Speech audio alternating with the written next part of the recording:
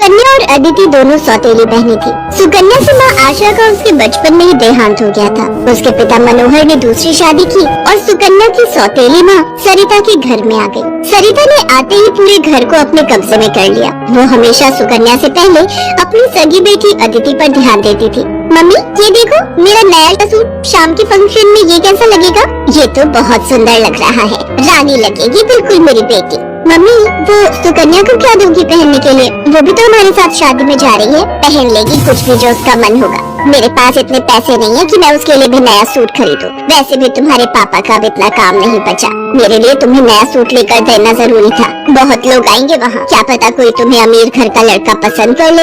अरे सरिता, कभी कभी अपनी बड़ी बेटी सुकन्या के बारे में भी सोच लिया करो। वो बेचारी भी तो शादी लायक है।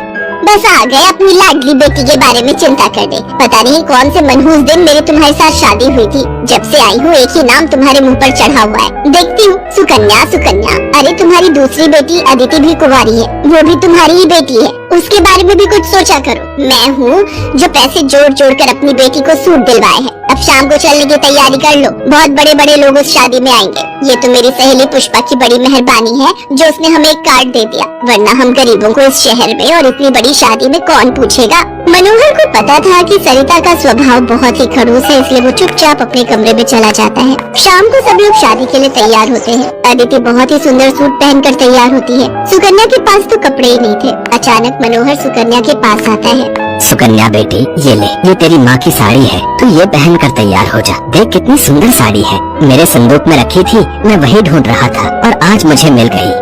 पिताजी ये माँ की साड़ी सचमुच, ये साड़ी तो बहुत सुंदर है। शुक्रिया पिताजी, आज आपने माँ की ये साड़ी देखकर मुझे बहुत खुशी दी है।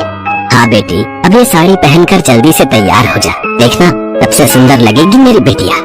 सुकन्या अपनी माँ की साड़ी पहनकर तैयार हो जाती है। सब लोग शादी में पहुँचते हैं। सरिता जानबूझकर अदिति को ही आगे कर रही थी ताकि वहाँ लोग अदिति को ही देखें। तभी एक बहुत ही बड़े परिवार के लड़के आशीष की नजर सुकन्या पर पड़ती है। सुकन्या बिल्कुल अकेली खड़ी थी। वो लड़का उसके पास आया और उससे बात करने लगा। हेलो, मेरा नाम आशीष है और आपका? जी मेरा नाम सुकन्या है। अच्छा नाम है आपका। वैसे आप यहाँ अकेली क्यों खड़ी हैं? चलिए ना, वहाँ डांस फ्लोर पर सब लोग डांस कर रहे हैं। आशीष को सुकन्या से बात करता देख सरिता आशीष के पास आती है। सुकन्या बेटा, तुम्हारे पापा तुम्हें बुला रहे हैं, इनके साथ अदिति डांस कर लेगी। अब हाँ, क्यों नहीं, प्लीज। मनोहर ने तो सुकन्या को बुलाया ही नहीं था। ये सब तो सरिता की चाल थी। थोड़ी देर बाद सुकन्या फिर से खड़ी थी। अदिति आशीष के साथ डांस करने लगती है। आशीष अभी भी सुकन्या की तरफ ही देख रहा था। शायद उसे सुकन्या पसंद आने लगी थी। आशीष पूरी शादी में सुकन्या से बात करने की कोशिश करता रहा, पर बार बार सरिता अदिति को बीच में लाने लगी। पर आशीष के मन में तो कुछ और ही चल रहा था। एक दिन जब सुकन्या घर के काम कर रही थी तो अचानक मनोहर के साथ आशीष और उसके माता पिता आ जाते हैं। सरिता, जाकर जल्दी से चाय नाश्ते का इंतजाम करो। घनश्याम जी अपने बेटे आशीष का रिश्ता हमारी सुकन्या के लिए लेकर आए हैं। क्या? सुकन्या के लिए आशीष का रिश्ता? ये कैसे हो सकता है? मनोहर की बात सुनकर सरिता चौंक जाती है। सुकन्या तो घर की झाड़ पोंछ में मैले कुचैले कपड़ों में मानो ऐसी लग रही थी जैसे कीचड़ में कमल। वहीं अदिति सोफे पर आराम से बैठी थी। सब कुछ आशीष और उसके माता पिता के सामने था। सुकन्या बेटिया, जाओ जल्दी से तैयार हो जाओ। अदिति, जाओ अपनी दीदी को तैयार कर दो। कोई जरूरत नहीं है तुम्हें उसे तैयार करने की। तुम उसकी नौकर नहीं हो जो उसे तैयार करो, अपने आप हो जाएगी तैयार। ये रिश्ता उसके लिए आया है, अदिति उसकी नौकरानी नहीं है। अंदर चल रही सरिता और मनोहर की बातें थोड़ी थोड़ी आशीष और उसके माता पिता के कानों में आ रही थी, इसलिए मनोहर बाहर आ जाता है।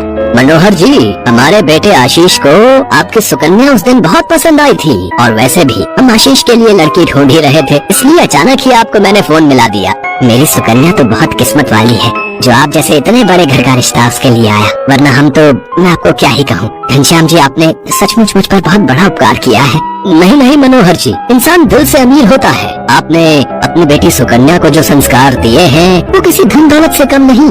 तभी सुकन्या चाय नाश्ता लेकर आ जाती है। सुकन्या का रिश्ता पक्का हो जाता है। भाई साहब, हमें आपकी सुकन्या बहुत पसंद है। हम तो जल्द से जल्द शादी करके सुकन्या को अपने घर की बहू बनाकर ले जाना चाहते हैं। बस आप शादी की तैयारियां कीजिए।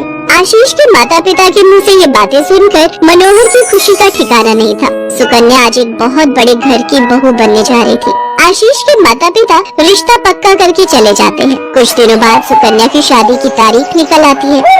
सरिता, मैं देख रहा हूँ जब से सुकन्या की शादी पक्की हुई है तुमने सुकन्या से बात तक करना छोड़ दिया है, ये ठीक नहीं। तुम अपनी बेटी की शादी करो, मैं इस शादी में कोई हाथ नहीं लगाऊंगी। ये रिश्ता मेरी बेटी के लिए था। मैं चाहती थी आशीष के साथ अपनी बेटी का रिश्ता करना, पर तुम्हारी उस सुकन्या ने सब काम खराब कर दिया। ये तुम गलत कह रही हो सरिता। सुकन्या के लिए आशीष के माता पिता खुद से रिश्ता लेकर आए हैं। तुम्हें तो खुश होना चाहिए। तुम क्यों सौतेलापन सुकन्या के साथ रख रही हो? तुम्हें तो उसकी सगी माँ बनकर उसे विदा करना चाहिए। मैं इसलिए तुम्हें उसकी माँ बनाकर लाया था, वरना क्या कहो तो मैं अभी ये घर छोड़कर चली जाती हूँ। बोलो। मनोहर की बात